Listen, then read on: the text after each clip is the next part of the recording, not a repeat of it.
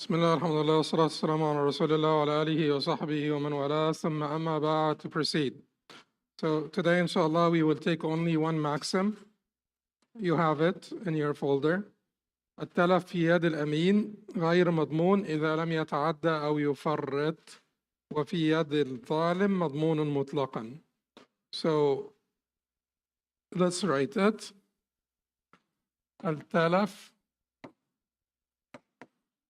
في يد الأمين غير مضمون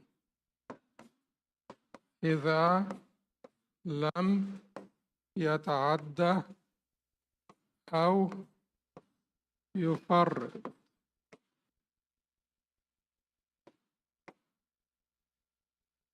Okay. What does this mean? Talaf is loss or destruction.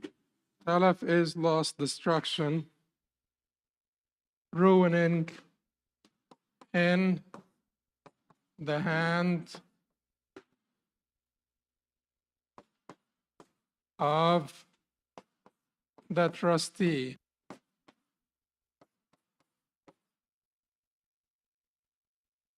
In the hand, we could translate this in the possession. Yad means the hand, but it means possession. Ghayr is not. Madmoon. Madmoon means subject to liability. Liable is damin. Madmoon, subject to liability. If he does not lam يتعدى, transgress, or act negligent, or what? Be negligent, or okay, if he has not transgressed or been negligent. If he has not transgressed or been negligent. وفي يد الظالم مضمون مطلقا.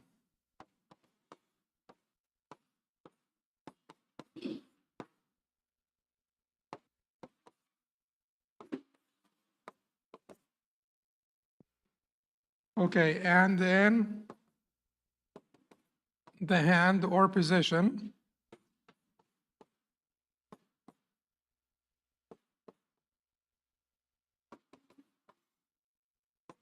of the wrongdoer,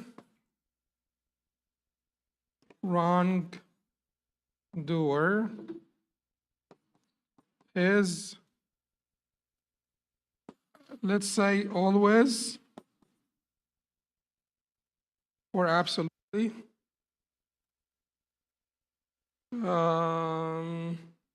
Whereas the subject, in all cases, whatever, like you want to say, it's absolutely, it's always subject to liability.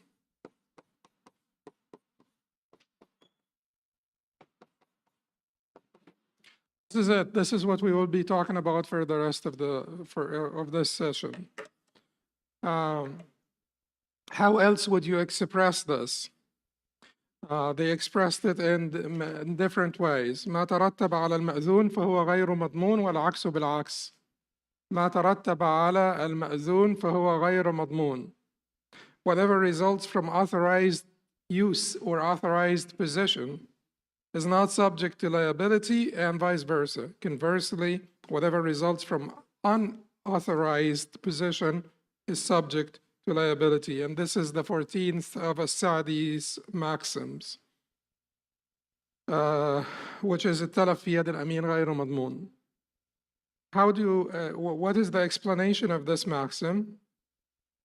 The explanation is that the first distinction we have to make, and try to have diagrams and algorithms in your mind all the time, because that's how fiqh operates.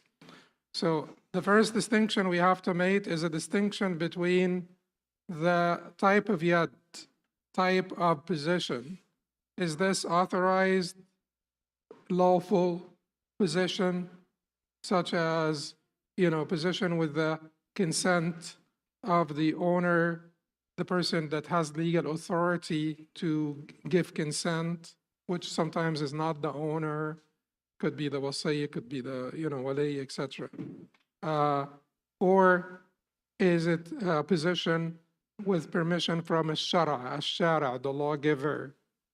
So position with consent by the owner, the person who has legal authority to give consent, or al-Shara, the lawgiver, is a halal position, lawful position, non-wrongful position.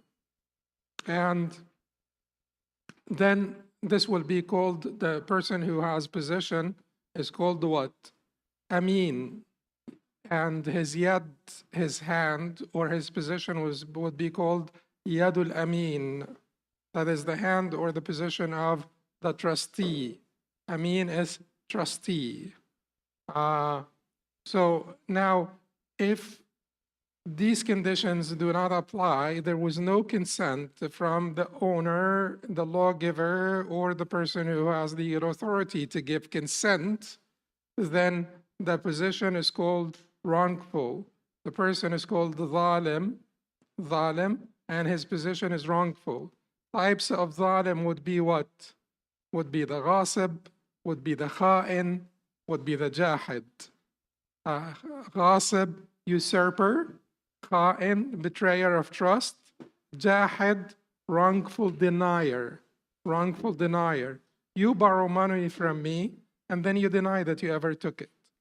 So that's wrongful denier. So we have these people: usurper, betrayer, wrongful denier, are zalim, and their position, their hand, is called the position of what? Yad al-zalim, or khiyana, or whatever it is, not trusted, wrongful, wrongdoer. Okay, now, after we make that distinction, we will have to make another distinction with regard to which type of yad, al-zalim or al-amin. Al-zalim, we don't have to worry about al-zalim, the wrongdoer, whether they are usurper, denier. We're treating them harshly, like we're just gonna, like, they deserve it. But the trustee, are all trustees the same? In other words, you have possession of this property, and it's a lawful position. Are all lawful positions the same? No, they are not the same. They are of three distinct types. One of them is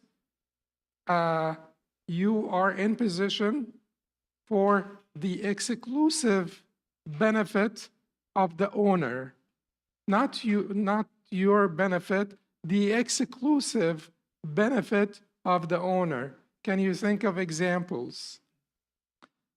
Al-muda, if you know wadi'a is a deposit, or like safety deposit, like safekeeping. Yes, safekeeping. Ida is safekeeping. So yeah, deposit we should change that translation, because it will give it will infer different things. So safekeeping, like I give you money, like I leave my car with you to take care of it. You don't want my car. You actually, like, you hate that task. But I am your friend, I'm traveling, and I just said to you, why don't you take care of my car? Because they come and clean, like whatever you'll have. If you live in New York City, I guess that's something that you'll have to do all the time. Keep moving the car from one side to the other. And so I leave my car with you. Like, it is for my exclusive benefit as the owner. You don't want it. But anyway, you're kind enough to let this happen.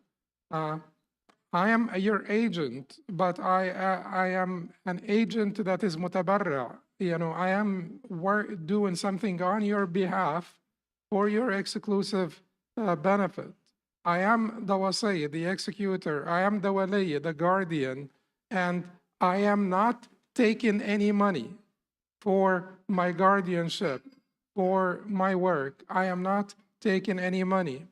Then in this case, my position is for the exclusive benefit of the owner. Is it fair to treat me like someone who has position for their exclusive benefit, such as what? Al-Musta'ir, the borrower. I come and borrow your car to go, like, you know, I wanted to borrow your car for whatever reason. I have like errands to run and my car is not working. So you're my friend. I come and borrow your car. Should, you know, should I be treated the same way like the one, you know, with whom the car was left for the, you know, exclusive benefit of the owner? Of course, I should not be. I am borrowing the car. It's for my exclusive benefit. Now, there is like a third type. And keep in mind, the rahn, when it comes to the pledgee, sometimes they treat the rahn as for my exclusive benefit, and sometimes they treat the rahn as for the shared benefit of both. But anyway, we'll come to this a little later. But the third type of trustees is the trustee who has the trust or who has the property in their possession for what? The shared benefit, the shared benefit of both parties. I am a mudarib. You know, I'm the amil in mudaraba. I am the laborer in a mudaraba, you know, basically profit sharing partnership. I am the laborer in a profit sharing partnership. It's a profit sharing between capital and labor. I am the laborer. You give me money to invest it, and the profit is shared between us. Now, is this the exclusive benefit of either one of us? No, it's not the exclusive benefit of either one of us. It's for our shared benefit, for our shared benefit. So that would be the third type. So exclusive benefit of owner, exclusive benefit of the one in possession, al-Qabid, and then the shared benefit of both. Now, if it is for my exclusive benefit as the borrower, for instance, then I am always liable. I am absolutely liable. You know, I am absolutely liable. Even if I do not commit ta'addi or tafrit, if I do not transgress or act negligent, I am liable. I have taken your car. I should, you know, for my, like, to run my errands, I should return your car to you. Now, if you left your car with me to take care of it, I am absolutely not liable. Absolutely not liable. Now, there will always be an exception. Of course, if negligence and transgression would always be the exception, because you know, it's straightforward. You leave the car with me, you leave like gold with me, and I don't safekeep it in the customary manner. Customary manner for safekeeping gold is what?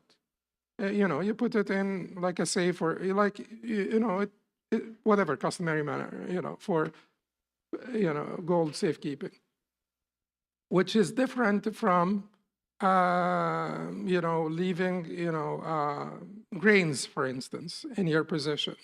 You know, you leave the grains in the barn, whereas you don't leave the gold in the barn. So if you say, if I come back asking for my gold, then you say, I just left it in the barn, then you say, I don't know who took it. That is an act of negligence. You should be liable because you committed an act of negligence. You did not keep it, save it in the customary manner for a property like it. Now, let's come to the middle ground. The middle ground is share the benefit. The middle ground is share the benefit between the owner and the possessor. Like what, like al-mudarib, like the lessee and the landlord, like the laborer in a profit-sharing partnership, like, you know, the pledgee to some extent, but with a few differences. But this is not the exclusive benefit of either one.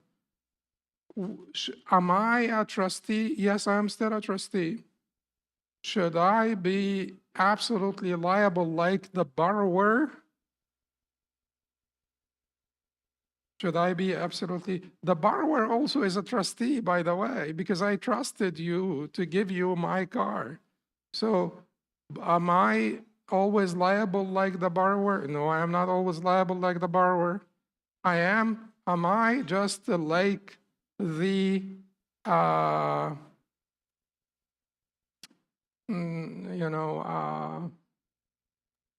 al-muda, the one with whom you left your car to be taken care of? What is the al-muda now? You know, the one who's like safekeeping the property?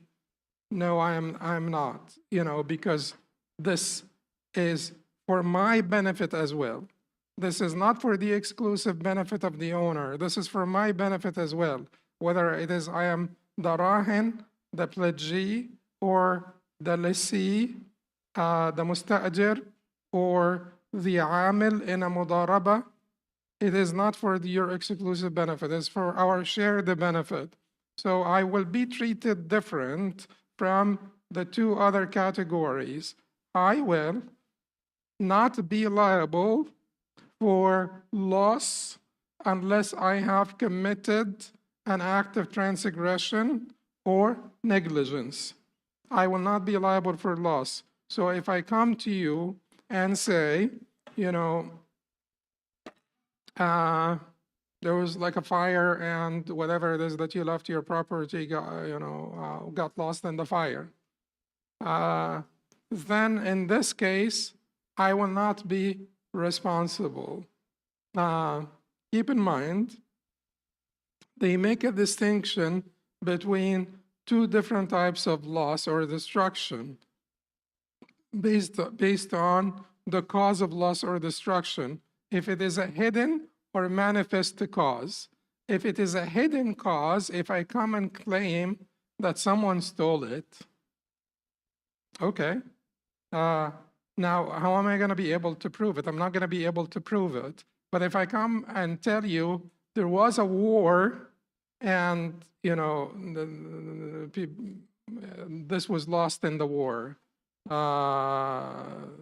basically, you know, lost the soldiers, or there was a widespread fire, and this got lost in a widespread fire.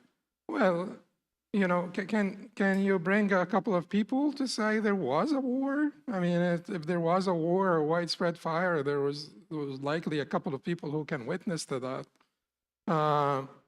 In this case, they will demand that you prove it. But if I claim that it got lost because of a hidden cause, or sabab khafi versus sabab zahir, then I am not liable. I am not required to prove it or to bring forth any evidence. What if I tell you, what if we disagree over, so that there are two different claims here, the claim of loss and the claim of return. Distinguish between them because they are treated differently. No Amin, no trustee will be liable for loss without transgression or negligence, except the one category of their exclusive benefit, the one who is in possession of a property for their exclusive benefit. They need to return the property. Other types of umana, they will never be liable for loss without an active transgression or negligence. Now, telef, which is loss or destruction, is different from return. If the dispute over return, did I return the property to you or not, and you don't have evidence that you returned the property to me, should we believe you without producing evidence? Should we believe you without producing evidence? Here we will distinguish between the two categories, the exclusive benefit and the shared benefit. If it is my exclusive benefit, if it is the owner's exclusive benefit, we will basically believe you without producing evidence. If it is shared benefit, then you will have to produce evidence. If it is shared the benefit, you will have to produce evidence. Now, let us come to the details, as if all of this was not.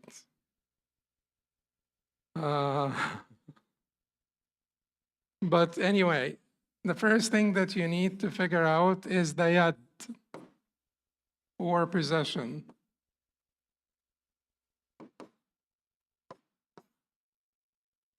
Wrongdoer,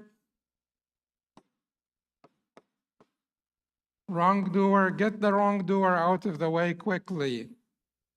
He will be always liable. Trustee is how many types? 3. So this is the exclusive benefit of the owner. Exclusive benefit of the trustee or the possessor.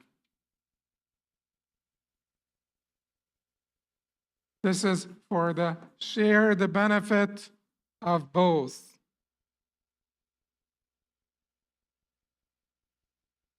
Okay, so who's liable here? Who's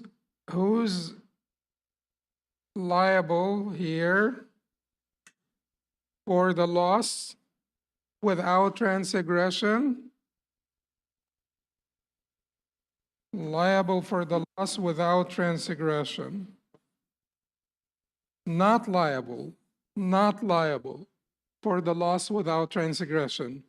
Keep in mind the discussion of rad or return is a different discussion from liability for loss, and we will come to that.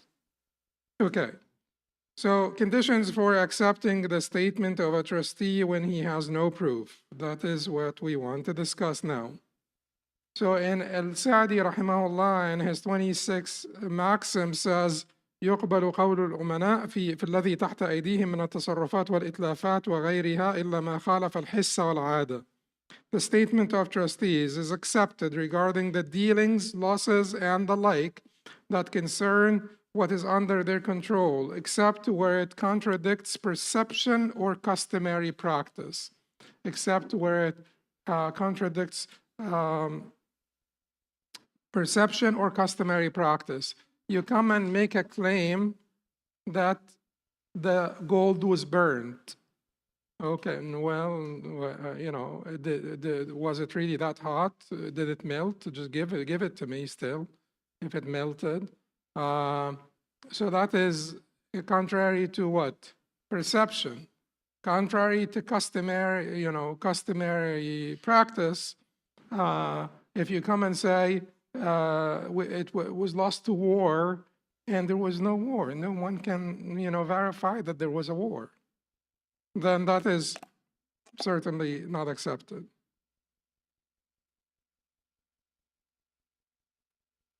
So Imam Ibn Rajab rahimahullah said on, elaborated a little bit more on the trustee's statement in his 44th Maxim, where he said, Uh, as for loss, because keep in mind, there would be two different types of claims.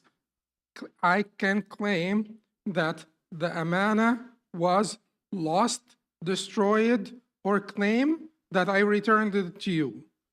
We will treat these differently, treat them differently. Okay. As for loss, the statement of every trustee is accepted because the very meaning of trusteeship is the absence of liability. An exception to this is the deposited property, wadi'a, if it perishes while the trustee's other property remains intact.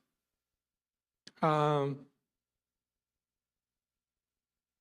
exception is not the madhab, by the way. That was his exception. That was what is prevalent in his time.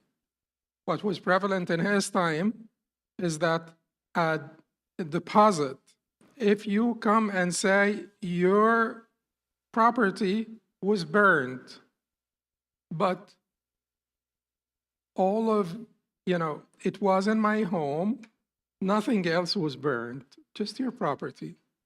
That is a little fishy.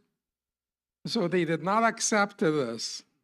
The middle generation did not accept this. Middle generations. What was prevalent among them was to not accept a statement like this. The latter generations, the madhab, according to the latter generations, they said, we'll just believe him still because it's a wadi'ah. It is done for the exclusive benefit of the owner. And if the owner trusted him enough to leave his stuff with him, then who are we to say that he is a kha'in? The owner is testifying to his amana, to his credibility, by the very fact that he left his stuff with him. Okay? So the madhab will still accept that claim of loss. The trustee's statement is accepted regarding loss even if he received the trust for compensation, provided that the claims, provided that he claims loss by a hidden cause, such as theft, for instance. Otherwise, if he claimed it was war, widespread fire, then it would not be accepted without evidence. So he's telling you if he received the trust for compensation, we will still accept his statement about loss. We did say that. We did say that, the one who will be liable is the borrower for his exclusive benefit, but not the one with for shared benefits, such as al-mudarib, such as al-mustajir, and so on. However, if he, okay, so yeah, I guess that is clear. So the trustee's statement is accepted regarding loss, even if he received the trust for compensation, as long as he does not claim loss by a manifest cause such as war or widespread fire and unable to produce evidence. Whether he was a beneficiary, such as the mudarib, or not a beneficiary, such as the muda, the one with whom you leave your property for safekeeping. Then what about return? So this is loss. We will accept what you say. Okay. What about return? You come and say, I return the property to you, the owner, on such and such day. You deny the return. What will the judge need to do now? When it comes to return, Ibn Rajab will say they fall into three categories, and we will come to see how that is not the case according to the latter generations. He will say they fall into three categories, and he will divide them into exclusive benefit of the owner, exclusive benefit of the possessor, and share the benefit. And he will make distinctions. But let's see how both categories 2 and 3 are considered one category according to the latter generations. Okay, so now when it comes to return, the first category received the property solely for the benefit of its owner, solely for the benefit of its owner. You leave your car with me to take care of it.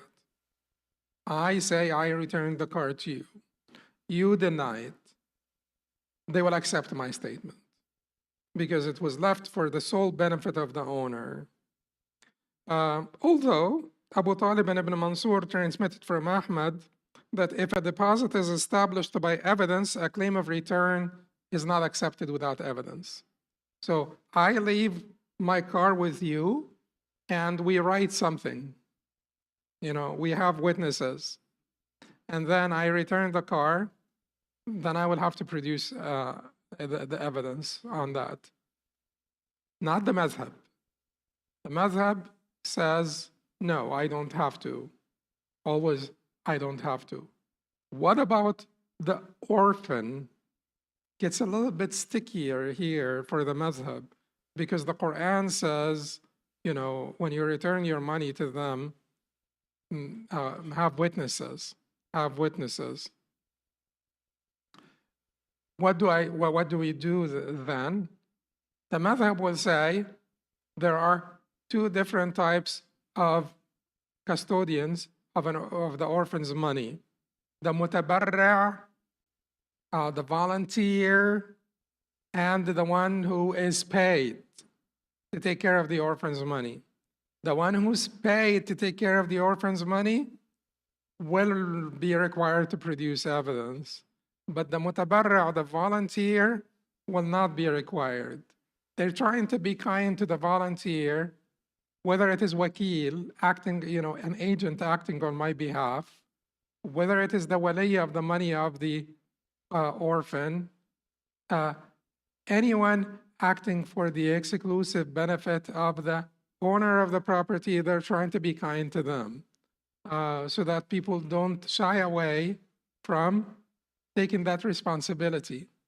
Because if they will be liable, they can shy away from taking that, acting as an agent, acting as a custodian, acting as the, if they know that I will have to stand in court and produce evidence on everything. No, they tell them, if you're doing this out of the kindness of your heart, we will not, we will be very flexible with you, lenient with you. Okay.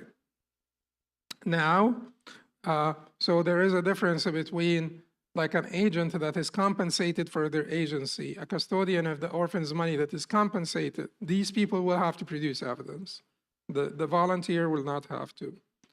Okay, so that's the first type. The first type is the person who's doing something solely, exclusively for the benefit of the owner. The second, those who received the property for their own benefit, for their own benefit. They will treat the trustee here as receiving the property for their own benefit. And they would say that their statement regarding return is not accepted due to the resemblance to a borrower, although there will be always another position in the madhab that will say otherwise.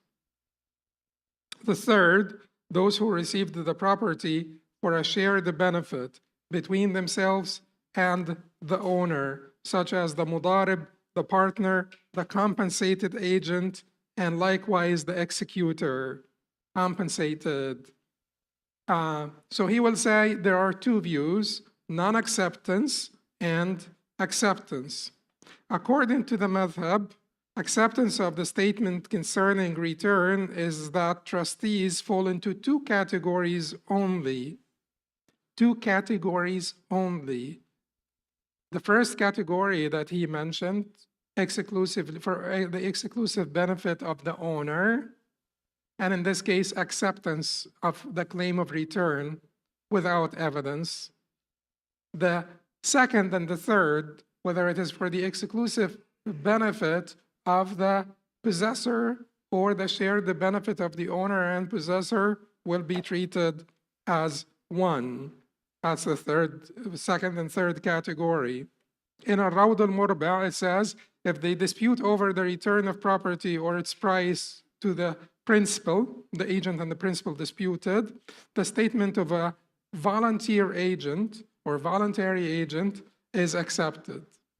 The statement of the volunteer agent is accepted because the volunteer agent belongs to which category? The first, or the exclusive benefit of the owner.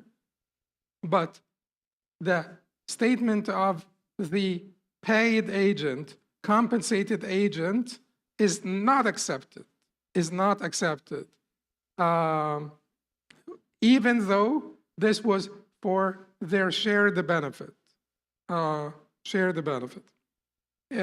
Then Sheikh Mansour also in Daqa'iq al-Nuha, rather, not the al-Rawd in Daqa'iq al-Nuha says, if they dispute over the return of a pledge, the pledger's statement is accepted because the basic presumption is non-return. So the pledgee's statement of return shall not be accepted without evidence, because the pledgee took the pledge for his benefit. Is it his benefit or share the benefit? So it is treated here as his benefit, although it is not his exclusive benefit, because keep in mind, for the exclusive benefit, that is al-Muda. That is the one with whom you left your car, your property, for safekeeping. And we're treating the Muda differently from al-Rahin when it comes to, we're treating the Muda different from al-Rahin here in al-Rad, because the Muda is doing really for the exclusive benefit, but we're treating them the same for at-Talaf, for destruction, because their claim of destruction is accepted from both of them. Loss or destruction is accepted from both of them. Their claim of return, we will accept it from the Muda. We will not accept it from the Rahin, the pledgee. We will accept it for the one who was doing the safekeeping, but we're not accepted from al-Rahin. Why? Because al-Muda is just simply a volunteer doing something out of the goodness of his heart. Al-Rahin, the pledgee, Rahin, the pledgee, the one who, is keeping the pledge,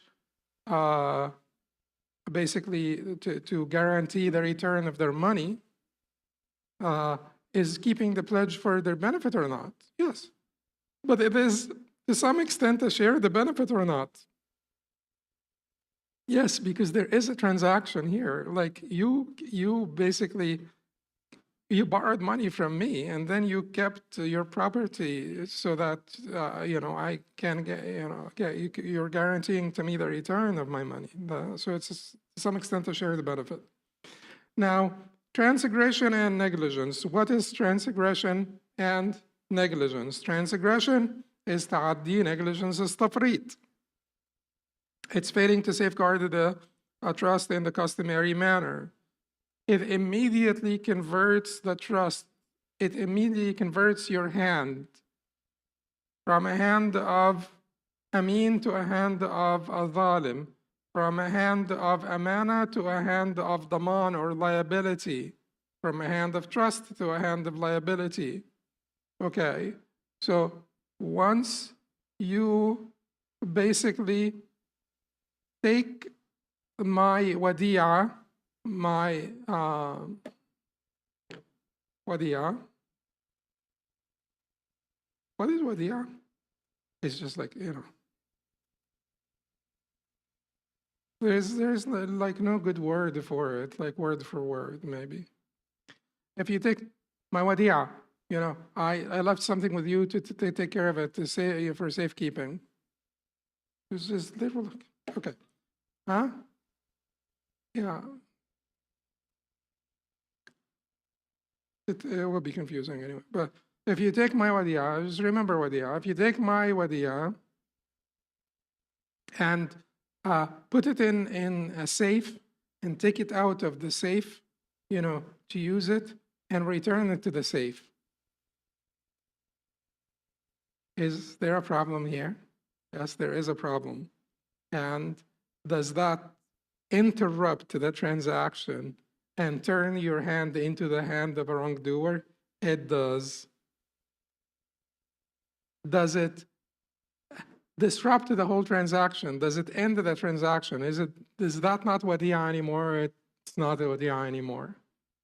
But what about al-rahn and wakala? What about you commit some negligence or transgression with a pledge or a wakala?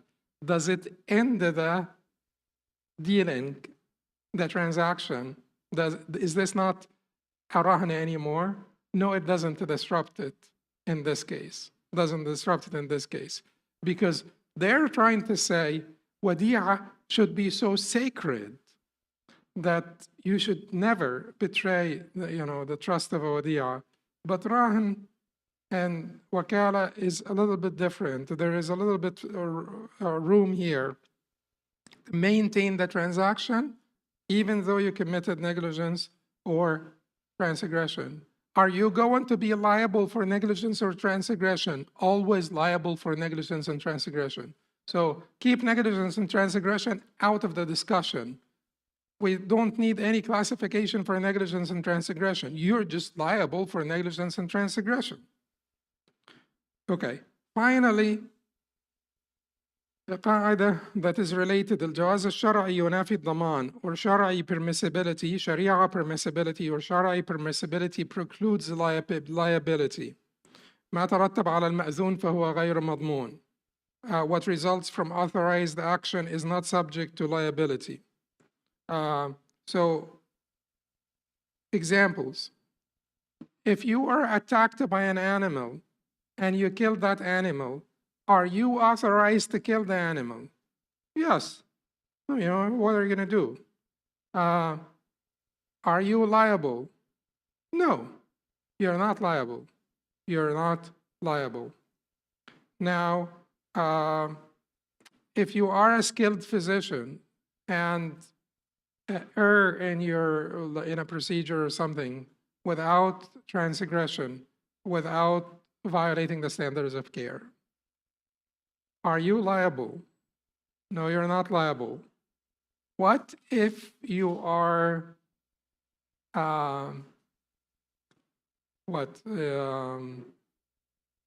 just pretending, to be a physician? Of course you'll be liable.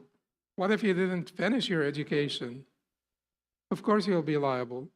Because man tatabbaba wa lam yu'lam minhu tibb fahuwa damin. Whoever practices medicine without being known for that shall be liable. And that is a hadith. See how, Allah, Islam is great. Complete, comprehensive, complete roadmap. Man tatabbaba wa lam yu'lam minhu tibb fahuwa damin. Whoever practices medicine without being known for it shall be liable. Okay, if you basically hire an animal or lease an animal for transport and you load it with a customary load, are you liable if the animal perishes? No, because it's authorized use. If you are a judge and you basically punish the defendant with a had that is not short of death, killing, but they end up dying, they end up receiving after the 70th lash, they die. Are you liable? No, you're not. Authorized use or authorized action. But what about the borrower? Is the borrower liable? Well, yeah, liable, even though he's permitted to, he's borrowing the car to use it. It's an authorized use, but it's still liable as an exception and someone also who's doing it because it's the exclusive benefit again, the idea of their exclusive benefit. Also, if you find food and you're hungry and you're starving and you find food and out of necessity you eat that food, are you authorized? You are authorized. Are you liable? You are liable. But that's another exception. It's your exclusive benefit. Finally, the Prophet ﷺ said, ليس لعرق ظالم حق or ليس لعرق ظالم حق. ليس لعرق ظالم حق or ليس لعرق ظالم حق, which would translate as a wrongdoer's root has no right. Literally, a wrongdoer's root has no right, or a wrongdoing root has no right, or, if you want to translate the meaning, no right accrues from a wrong. No right accrues from a wrong. And that's what we always say about Palestine. So anyway, so this hadith was reported by Tirmidhi, and he considered it Hasan. So what does it mean? It means that as a usurper, for instance, you have no right. Like we treat you, we've talked about, like some exceptions before, particularly with crops. But if the usurper